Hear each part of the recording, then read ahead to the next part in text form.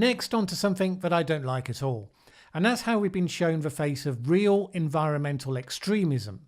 You'll be aware of the recent disruption there's been at London Gatwick Airport when a drone was spotted in dangerous proximity to planes taking off and landing there.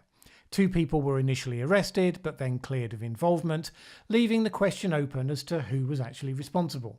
Because of a recent high profile of the environmental campaign calling itself the Extinction Rebellion, which I talked about in the last video, quite a few people speculated that the attack could have been carried out by environmental campaigners.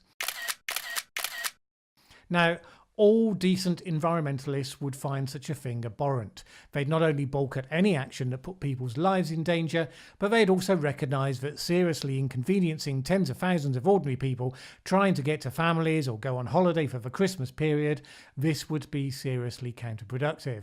And to give Extinction Rebellion their due, they disclaimed any direct involvement, and we still don't know who did what. But that speculation did bring out the ugly face of genuine environmental extremism, people who would celebrate and support if that link turned out to be true. One activist, a leading light of the Extinction Rebellion movement, we won't name him here because I don't believe in giving publicity to such people, let's give him the code name of the Angry Donkey,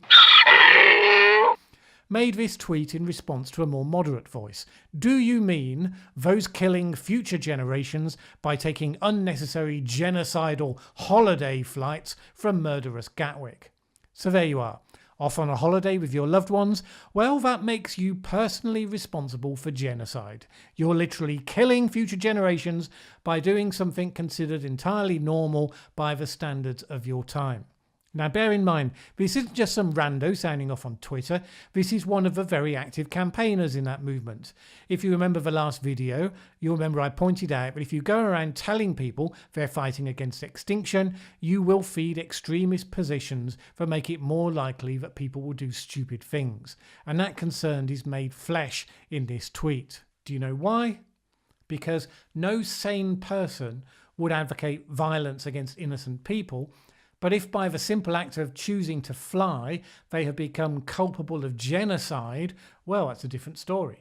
If your movement holds them morally responsible for massive crimes against blameless future generations, then you can easily discount the inconvenience they suffer. They deserve it. And it's not much of a leap from there to say that it would be justified if one of those drones had brought down one of those planes. After all, who would really mourn a bunch of people that were guilty of genocide? That's how you become an extremist, when you work your mindset into the mode that makes a moral condemnation of everyone around you, so actions taken to hurt or kill those people becomes morally right in your warped, twisted worldview. Now maybe this individual, the Angry Donkey, would never dream of following his permanently angry perspective to its logical conclusion. He said he'd be against anyone being hurt, so I give him the benefit of the doubt for now, whilst recognising that extremists start on a journey at one place and often end up at another entirely. But then his perspective influences others, and eventually some angry, overzealous person does exactly that, then others decide that they too should follow suit, and before you know it, all of the good work done in gathering consensus behind the science of climate change, for behind-the-scenes battles to get significant shifts in how we thrive as a society while treading lightly on the planet, all of that becomes more difficult because in the popular imagination, those concerns become associated with crazy people doing harm to ordinary people. Great job, guys, really helping.